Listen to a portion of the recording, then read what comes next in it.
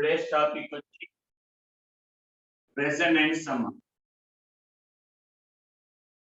Today's topic is resonance. Right. Sir, let us take benzene. Sir, basing on the properties of benzene, we can know that benzene has molecular formula C6H6. Molecular formula C6H6, and it contains 12 sigma bonds and 3 pi bonds. 12 sigma bonds and 3 pi bonds. Benzene analysis చేసినప్పుడు experiment ద్వారా molecular formula C6H6 and contain 12 sigma 3 pi. 12 sigma 3 pi. అలాగా అంటే ఈ bonds బట్టి sir we can write benzene as మనకి చిన్నప్పటి నుంచి తెలిసిన స్ట్రక్చర్ ఇదే. 3 pi bonds and ఇక్కడ hydrogens ఉంటాయమ్మ. Generally there is no need to write the hydrogens which are directly connected to carbon. Organic chemistry లో డైరెక్ట్ గా కనెక్ట్ అయిన hydrogens which are directly connected to carbon రాయం. అందుకని general గా మనం ఏం రాస్తామంటే sir benzene structure ఇలా రాస్తాం.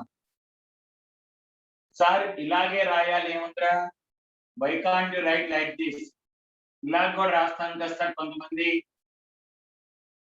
ఇలా రాస్తాం. సార్ అలాగే ఎందుకు రాయాలి, మనకేంటి there should be 3 pi bonds between 2 carbon atoms. 2 carbon atoms మధ్యలో ఒక పై బాండ్, మళ్ళీ ఒక సింగిల్ బాండ్, ఒక డబల్ బాండ్ అలా ఉండాలి. సో అలాంటప్పుడు why can't you write like this, ఇలా కూడా రాసుకోవచ్చు కదా sir.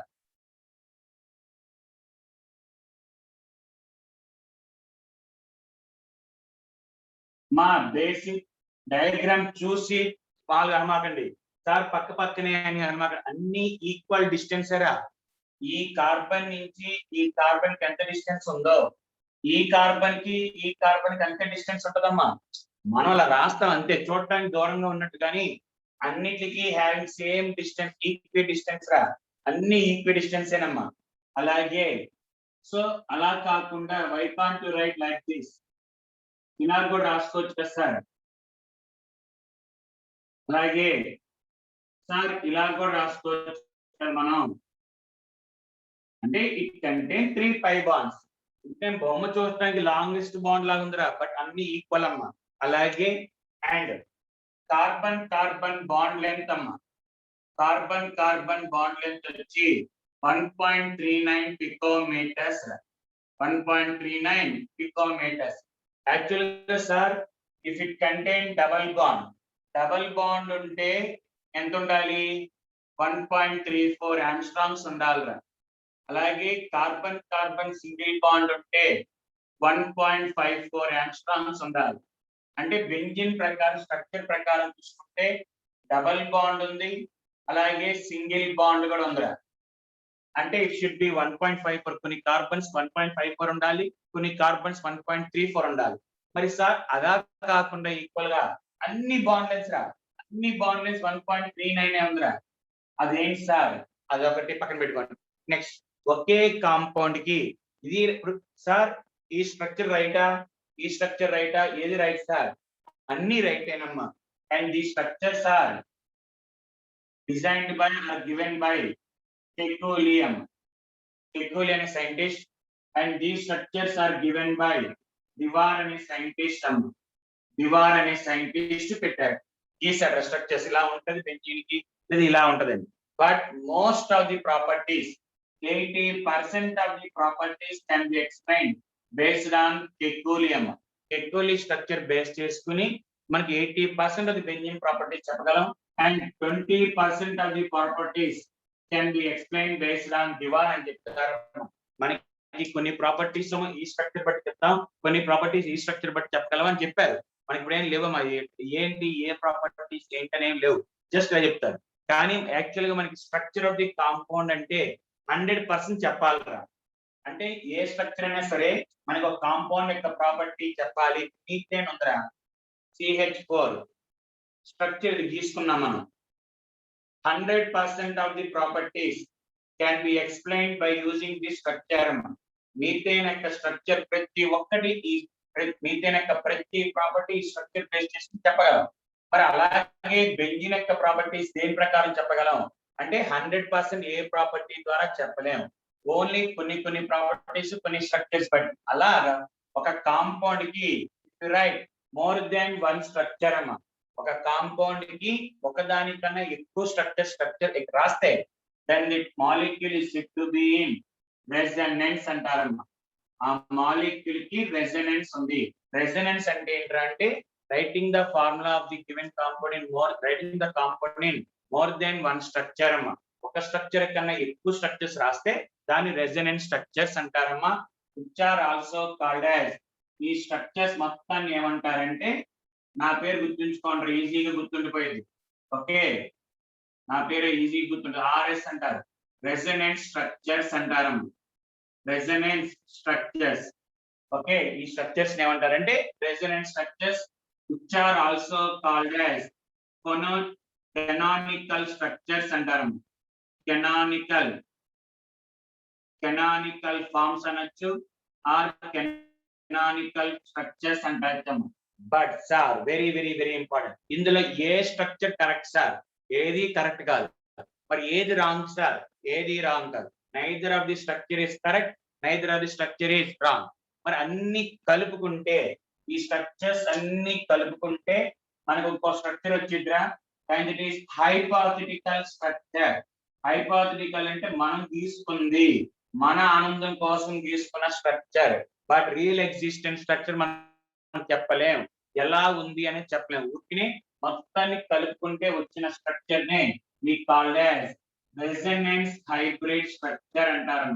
It is N hypothetical అంటే జనరల్ ఊహించి చెప్పిన స్ట్రక్చర్ రెసొనెన్స్ హైబ్రిడ్ స్ట్రక్చర్ అంటారు. రెసొనెన్స్ హైబ్రిడ్ స్ట్రక్చర్ ఇది మనం గీసుకుందే, కానీ ఉండే ఎక్స్పెరిమెంటల్ స్ట్రక్చర్ అని చెప్పుకుంటాం మనం. But it is not perfect రా, 100% ఏం కాదు, ఇది ఊహించి చెప్పుకుంది. రైట్, దీన్ని కెనానికల్ ఫార్మ్స్ అంటారు, దీని రెసొనెన్స్ హైబ్రిడ్ స్ట్రక్చర్ అంటారమ్మా. Canonical forms, resonance hybrid structure. మనకి ఈ 5 స్ట్రక్చర్స్ లో దేనికైతే ఎక్కువ ఎనర్జీ ఉంటుందో, ఓకే, హైయెస్ట్ కాదు లోయెస్ట్, ఈ స్ట్రక్చర్స్ లో దేనికైతే లోయెస్ట్ ఎనర్జీ ఉంటది అండ్ లేదా సింపుల్ మీరు గుర్తించుకోండి, the energy difference between resonance hybrid and canonical structures, resonating structures. Okay, the energy difference between resonance hybrid structure and more stable resonating structure. ఇందులో ఈ ఎనర్జీని అలాగే ఇందులో దేనికైతే ఎక్కువ ఎనర్జీ ఉంటుందో, మోర్ స్టేబుల్ స్ట్రక్చర్ ఉంటుందో, అంటే ఆ ఎనర్జీ డిఫరెన్స్ ఏమంటారంటే we called as resonance energy అంటారన్నమాట. we called as resonance energy అంటారు. What is meant by resonance energy అంటే the energy difference between most stable resonating structure and energy of the resonance hybrid structure. ఆ energy difference ఏమంటారంటే resonance energy అంటారు.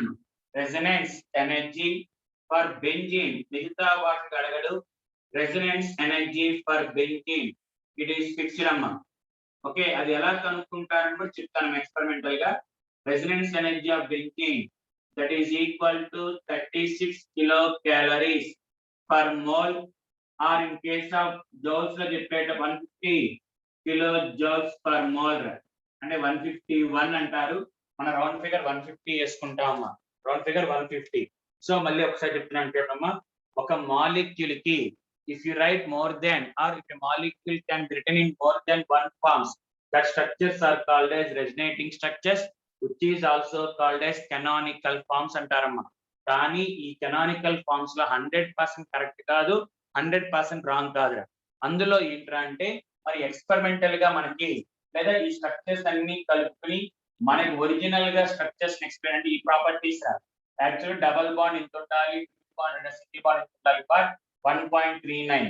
అలాగే molecule కి energy ఉంటది, ప్రతి molecule కొంత ఎనర్జీ ఉంటదమ్మా.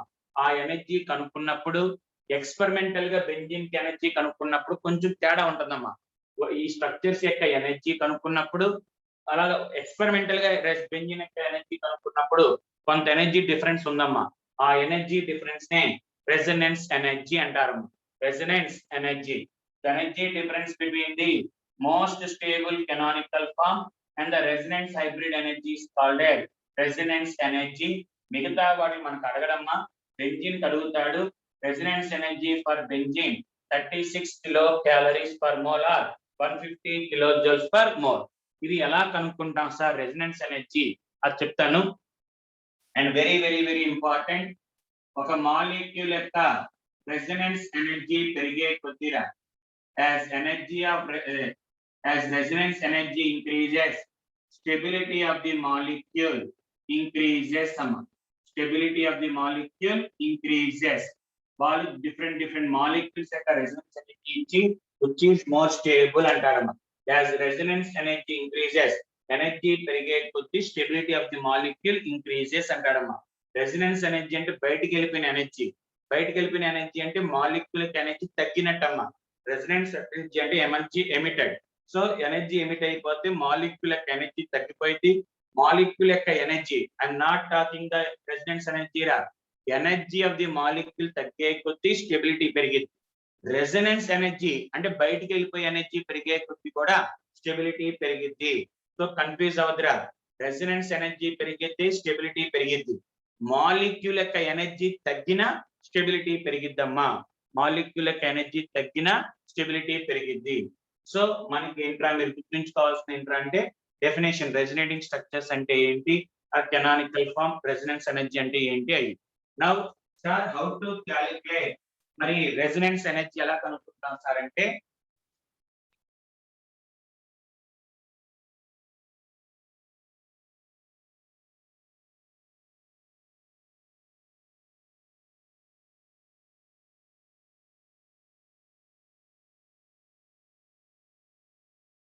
రెసొనెన్స్ ఎనర్జీ ఎలా కనుక్కుంటాం సార్ అంటే ఒక మాలిక్యూల్ కి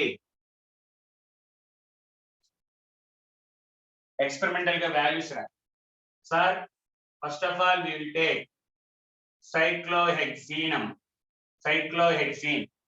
ఒక డబుల్ బాండ్ ఉంటే ఇన్ని డబుల్ బాండ్స్ ఉంటే అన్ని H2 మాలిక్యూల్స్ రియాక్ట్ అవుతారు జనరల్ గా. అండ్ H2 దాని రిడక్షన్ అంటారు. దాన్ని ఏమంటారంటే reduction, which is also called as addition of hydrogen is called as hydrogenation అంటారు.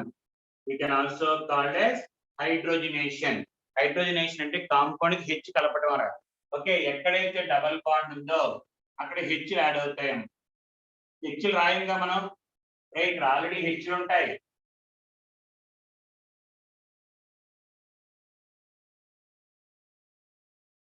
ఇలా ఉంటాయి. ఎప్పుడైతే యాడ్ అయిందో ఆ H కూడా రాస్తామమ్మా. కానీ మనకి H రాయమని చెప్పాను బెంజీన్, అది దేనికైనా సరే కార్బన్ డైరెక్ట్ గా కనెక్ట్ అయింది. అండ్ ఈ రియాక్షన్ జరిగినప్పుడు కొంత అమౌంట్ ఆఫ్ ఎనర్జీ రిలీజ్ అయిద్రా. Let us take it as -x kilojoules. -x kilojoules రిలీజ్ అయింది. Minus sign indicates energy released రా, ఎనర్జీ రిలీజ్డ్. ఆ లెక్క ప్రకారం తీసుకుంటే మరి 2 పై బాండ్స్, ఒక పై బాండ్ బ్రేక్ చేసినప్పుడు x బయటకు వచ్చింది అంటే 2 పై బాండ్స్ ఉన్నాయి కాబట్టి we had to get -2x. వచ్చింది అది కన్ఫర్మ్. ఎక్స్పెరిమెంటల్ గా ఒక పై బాండ్ కి x అయితే డెఫినెట్ 3 బాండ్స్ కంటే 2 బాండ్స్ కంటే 3x.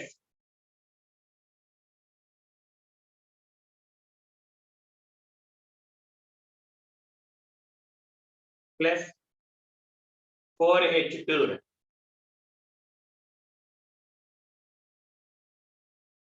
అండ్ డెఫినెట్లీ ఇక్కడ వచ్చే ఎనర్జీ -4x అమ్మ, -4x. ఓకే, మరి అలా అనుకుంటే మనం ఏమనుకుంటాం, బెంజీన్ తీసుకుంటే సార్ 3H2 సైక్లోహెక్సేన్. ఓకే, మనం ఏమనుకుంటాం సార్ ఒక పై బాండ్ కి x, 2 పై బాండ్స్ కి 2x, 3 పై బాండ్స్ కి 3x రావాలరా. ఎంత రావాలమ్మా? 3x. బట్ అంత రాదురా, 3x రాదమ్మా.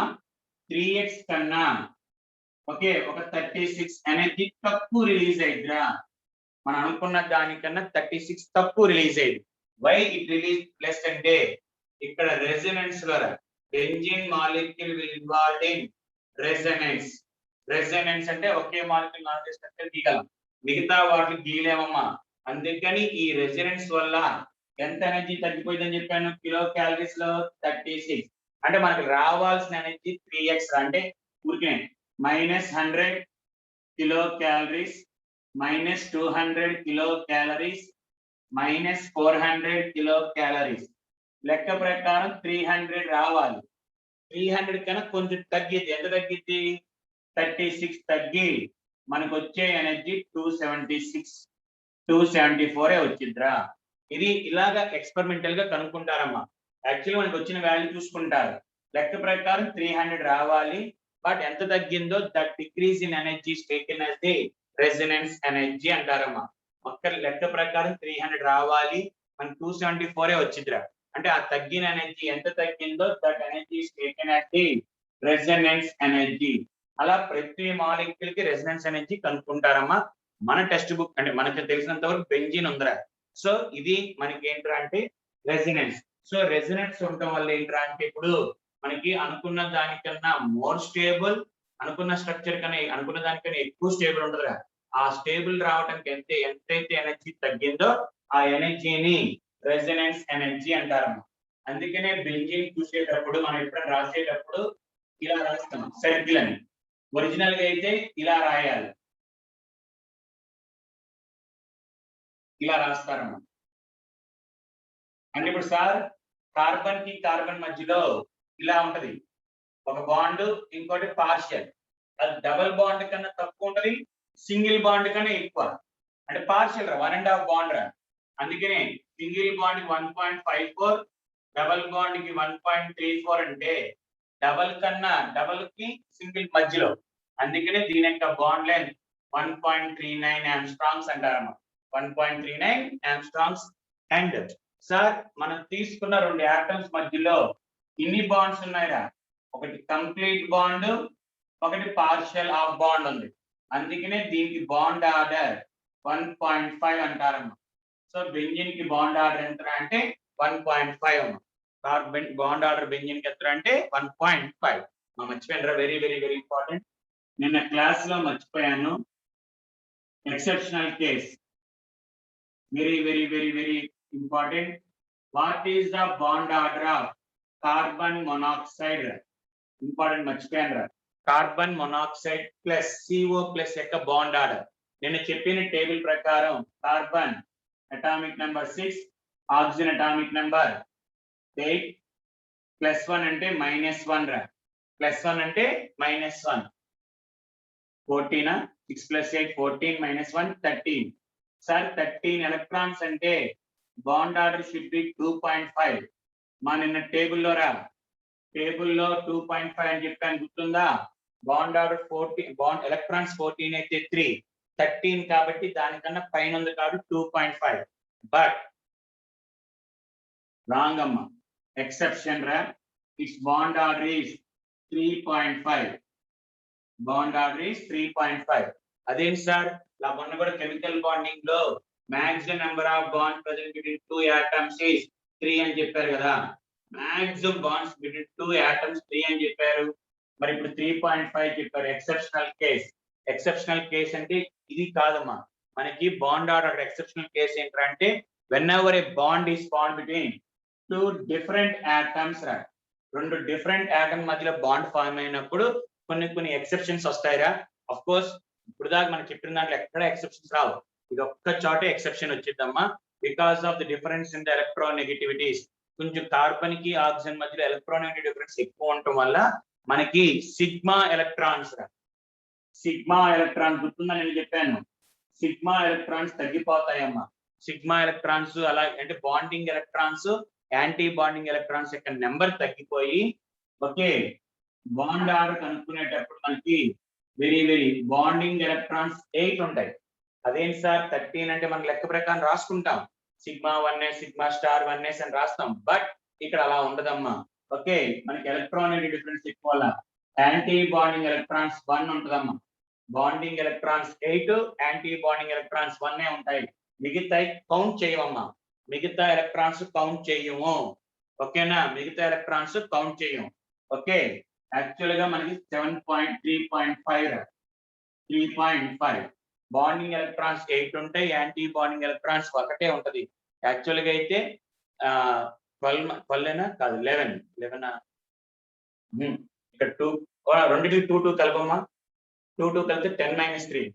ఓవరాల్ అయితే యాక్చువల్ అయితే 10 - 3 ఉంటదమ్మా.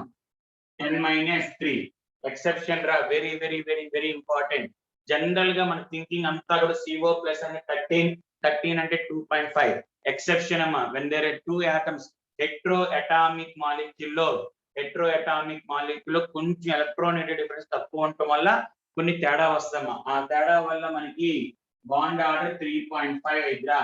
బాండ్ ఆర్డర్ 3.5 అయిద్దమ్మా. Very very very very very important. Okay, మిగతా ఎక్కడ లేదు ఎక్సెప్షన్. కార్బన్ మొనాక్సైడ్ వరకే చూసుకున్నాం. కార్బన్ మొనాక్సైడ్ ప్లస్ రా. ఓకే, CO ప్లస్ కి ఎక్సెప్షన్ అమ్మా. ఓకే రైట్, గుర్తుంటారా. నెక్స్ట్ మన దానికి వచ్చేనమ్మా.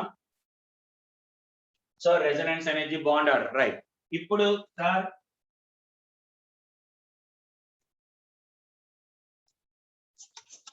సెంట్రల్ ఆటమ్ మా ఇంపార్టెంట్ రా. అలా కొన్ని రెజొనేటింగ్ స్ట్రక్చర్స్ ఉన్నాయమ్మా కొన్ని మాలిక్యూల్స్ కి. ఆల్రెడీ సార్ ఎలాగా అంటే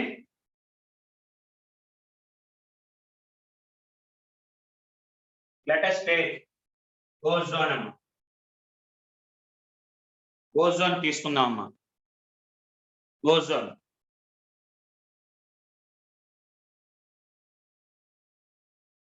ozone structure O double bond O K2 bond O.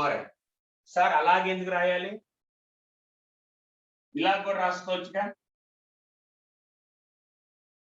ఇలా కూడా రాసుకోవచ్చు. అంటే ఓవరాల్ ఇలా రాస్తారు. ఇదే రెసిడెన్స్ మనం. మరి సార్ ఇలాంటి వాటికి బాండ్ ఆర్డర్ ఎలా కనుక్కుంటాం. బాండ్ ఆర్డర్ కనుక్కోవాలంటే ఇది given molecule exhibits resonating structures రా. రెజొనేటింగ్ స్ట్రక్చర్స్ ఎగ్జిబిట్ చేసేటట్టయితే ఏం చేయాలి సార్ అంటే మీకు బాండ్ ఆర్డర్ కావాలి. సేమ్ పొజిషన్ లో ఆటమ్స్ తీసుకోరా. సేమ్ పొజిషన్ లో నెంబర్ ఆఫ్ బాండ్స్ ఉన్నాయి. Total number of bonds between 2 same atoms in all resonating structures అంటే 2 + 1 3 by total number of resonating structures. Total number of bonds between 2 same atoms in all resonating structures divided by number of resonating structures. 1.5. Bond order is 1.5. అలాగే carbon atom CO3 - 2 ఇలా ఉంటదమ్మా structure. అలాగే ఎందుకు రాయాలి, ఇలా కూడా రాసుకోవచ్చుగా.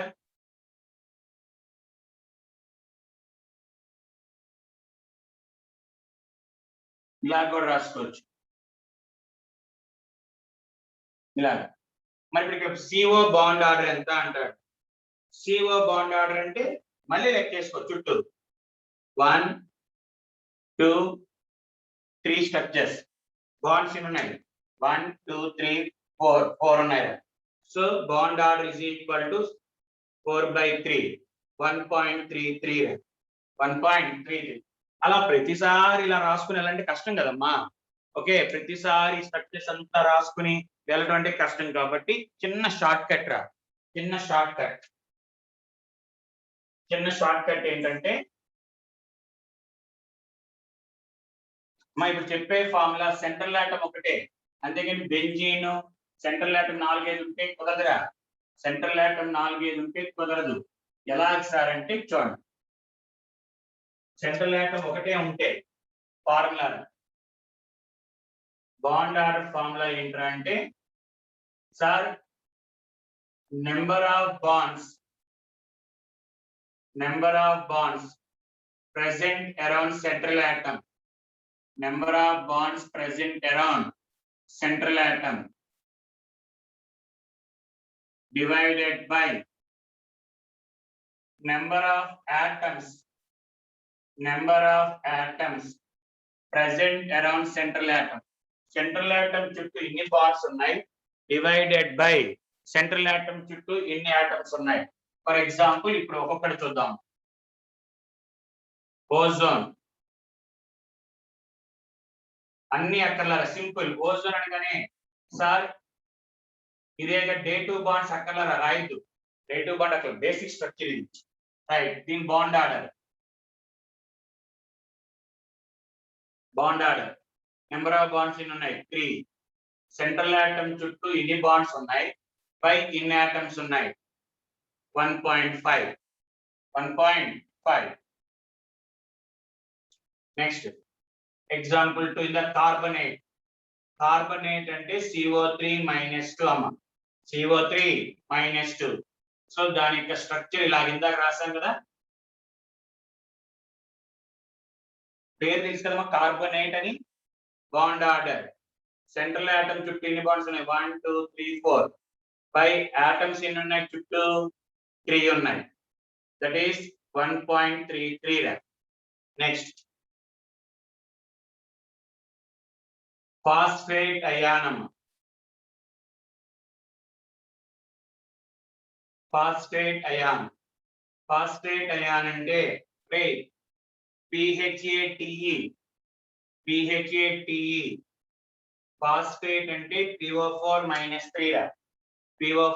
-3. ఇదమ్మా,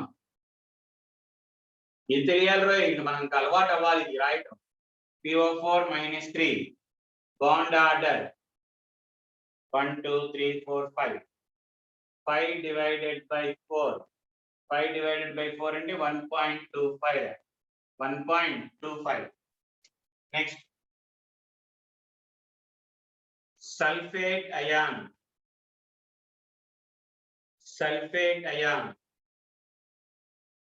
SO4 -2 SO4 -2.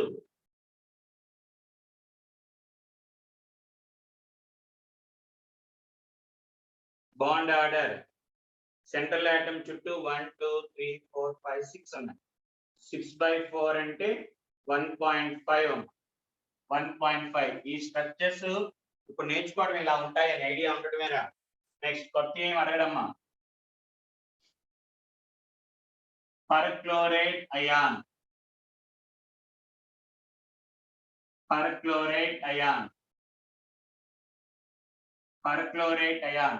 ClO4 అమ్మ.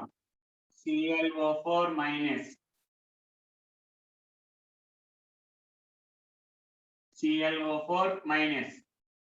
Bond order is equal to central atom చుట్టూ 1 2 3 4 5 6 7.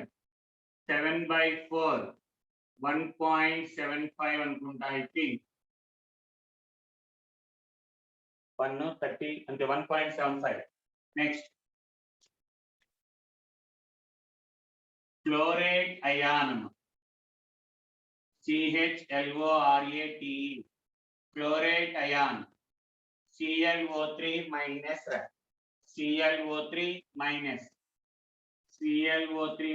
అంటే pyramidal shape ClO3. Bond order is equal to 5/3 అమ్మ. 1.66. And chloride ion RITE. Chloride ion formula ClO2 అమ్మ. ClO2 అంటే ఇలా ఉంటదమ్మా. Bond order is equal to 3/2. 1.5 అమ్మ. 1.5. Next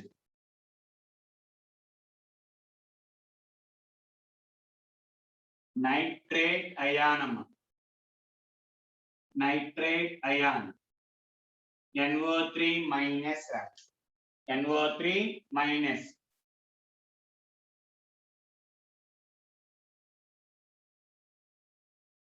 One, two, three, four.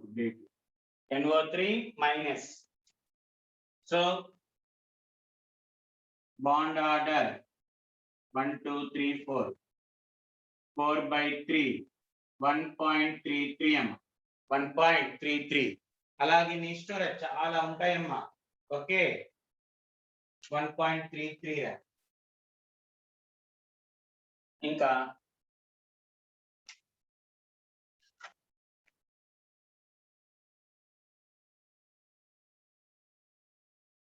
Boron trifluoride. Boron trifluoride general గా మనం చెప్పేటప్పుడు మీకు లాస్ట్ టైం కూడా చెప్పినప్పుడు sp2 హైబ్రిడేషన్ జరిగింది అని చెప్పారు.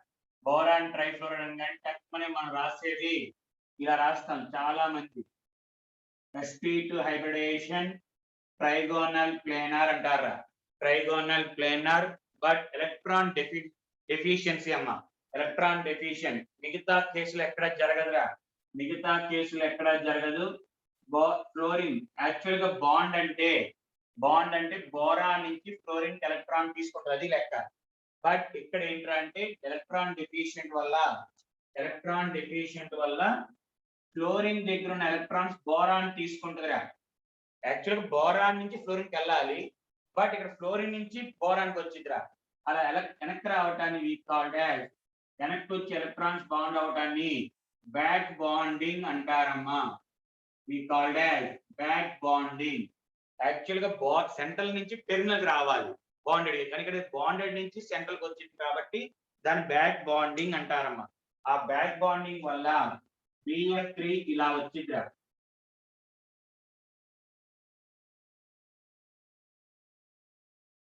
ఇదమ్మా.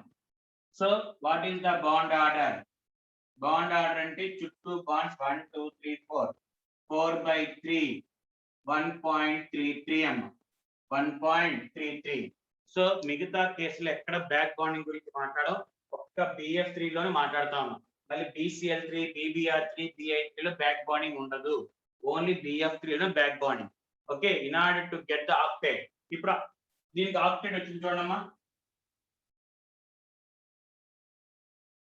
దీనికి ఆక్టేట్ వచ్చింది 1 2 3 4. ఓకే, ఇక్కడ ఆక్టేట్ రాలా కాబట్టి అన్స్టేబుల్, ఇక్కడ ఆక్టేట్ వచ్చింది కాబట్టి stable. So every molecule tries to convert from unstable to stable కాబట్టి బ్యాక్ బాండింగ్ వచ్చిందమ్మా. ఇది ఒకటి, ఇదే కాన్సెప్ట్ మళ్ళీ మనకి తర్వాత వచ్చిందిరా. సో గుర్తుంచుకోండి ఎప్పుడైనా సరే bond order in B, what is the bond order of boron and fluorine in BF3? BF3 లో బోరాన్ కి ఫ్లోరిన్ మధ్య బాండ్ ఆర్డర్ ఎంత అంటే 1.33. 1 కాదమ్మా, ఇక్కడ చూసుకుంటే 1. హైబ్రిడేషన్ పరంగా sp2a, హైబ్రిడేషన్ పరంగా లెక్కేసుకున్న sp2a. ఆ sp2 స్ట్రక్చర్స్ మొత్తం ఏ థియరీ ప్రకారం తీసుకున్నా బాండ్ ఆర్డర్ 1 వచ్చిందిరా. బట్ బ్యాక్ బాండింగ్ వల్ల ఇది ఎక్స్పెరిమెంటల్ గా కూడా ఉంది ఇదేరా. కాబట్టి what is the bond order of boron and fluorine in BF3 అంటే 1.33 అమ్మ, 1.33. ఇది మనకి రెజనేటింగ్ స్ట్రక్చర్స్ గురించి అమ్మా. ఓకే, ఇందులో మీరు మెయిన్ గా గుర్తుంచుకోవాల్సింది అంటే థియరిటికల్ పార్ట్ గుర్తుంచుకోవాల్సింది ఏంటంటే what is the resonance energy of benzene. Benzene యొక్క రెజనెన్స్ ఎనర్జీ ఎంత అంటే 36 kilojoules, 36 kilo calories per mole or 36 kilojoules, 36 kilo calories or 150 kilo joules అమ్మా. 36 వచ్చేప్పటికల్లా కిలో క్యాలరీస్, 150 వచ్చేప్పటికల్లా కిలో జౌల్స్ రా. అండ్ సార్ ఎప్పుడు కూడా రా when compare to resonating structures తో కంపేర్ చేసుకుంటే మన రెజనెన్స్ హైబ్రిడ్ స్ట్రక్చర్ అనేది మోర్ స్టేబుల్ అంటారమ్మా, more stable. Okay, resonance hybrid structure అనేది మన గెస్సింగ్ స్ట్రక్చర్ ఇలా ఉండొచ్చు అని, కానీ అది మనకి ఎక్కడ లేదమ్మా, ఎక్స్పెరిమెంటల్ గా ఎక్కడ దొరకదు. కానీ మనం గీసుకున్న స్ట్రక్చర్స్ కొన్ని 100% కొన్ని మ్యాక్స్ ఎగ్జిట్ చేస్తాయి, కొన్ని తక్కువ ఎగ్జిట్ చేస్తాయి. ఓకే, అలా బెంజిన్ వచ్చేప్పటికల్లా మనకి స్ట్రక్చర్స్ 5 వస్తాయమ్మా. కానీ మెయిన్ గా వచ్చేప్పటికి మన టెక్యూలీ స్ట్రక్చర్, మన లివి స్ట్రక్చర్, మన ఇది డివాల్ స్ట్రక్చర్ వచ్చేటప్పటికల్లా ఇది అంత ఇంపార్టెంట్ అవ్వలేదమ్మా. కాబట్టి పక్కన పెట్టేసి బెంజిన్ కి 2 స్ట్రక్చర్స్ ఉంటాయి, టెక్యూలీ స్ట్రక్చర్స్. ఎందుకంటే ఆ 2 స్ట్రక్చర్స్ 100% ప్రాపర్టీస్ ఎగ్జిబిట్ చెయ్యవు కాబట్టి అది మనం చెప్పమమ్మా, 100% అని చెప్పు ప్యూర్ స్ట్రక్చర్ అని, రైట్? అదొకటి.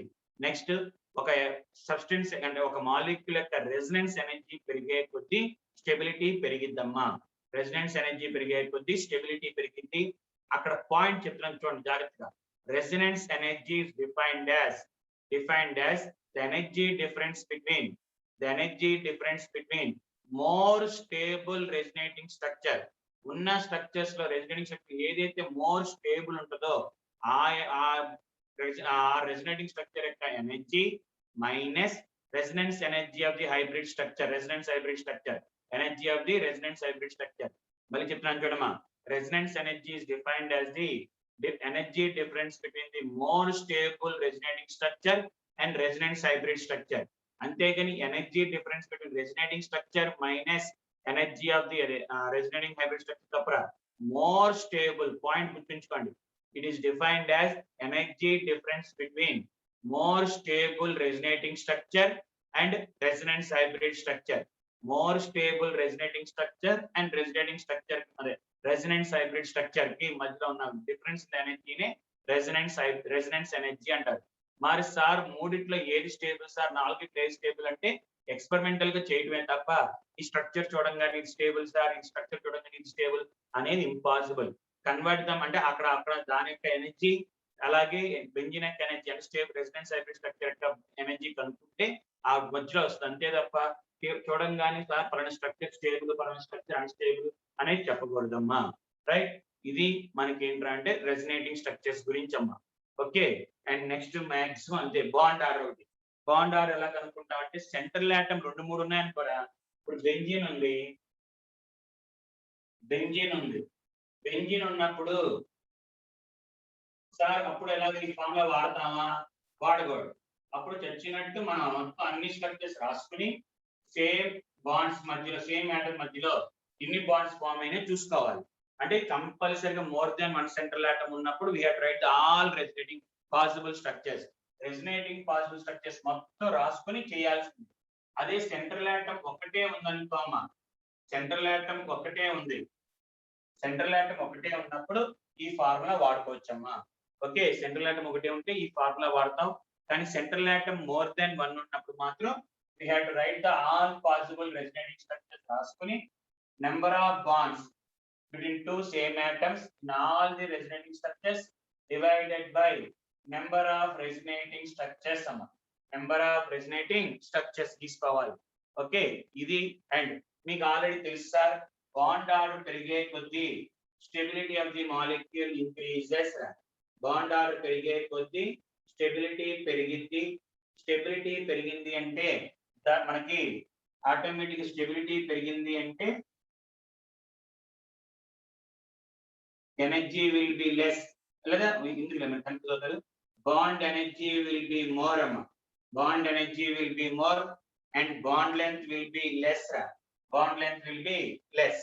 ఇవి ఫ్యాక్టర్స్ అమ్మ. సో ఇది ఇలా అడుగుతాడు, ఎలాగా perchlorate ion, chlorate ion, chlorite ion లో బాండ్ ఎనర్జీ ఆర్డర్ అంతా which is more stable, which is less stable. అంటే మనకి స్టెబిలిటీ ఎక్కువ ఉండాలంటే బాండ్ ఎనర్జీ ఎక్కువ ఉండాలి, బాండ్ ఆర్డర్ ఎక్కువ ఉండాలి. బాండ్ ఆర్డర్ ఎక్కువ ఉంది అంటే ఆటోమేటిక్ గా స్టెబిలిటీ, బాండ్ ఎనర్జీ అవన్నీ ఎక్కువ ఉంటాయమ్మా, బాండ్ లెంత్ తక్కువ ఉంటది. రైట్, ఇది మనకి రెసినెన్స్ ఫినామినన్ గురించి అమ్మా.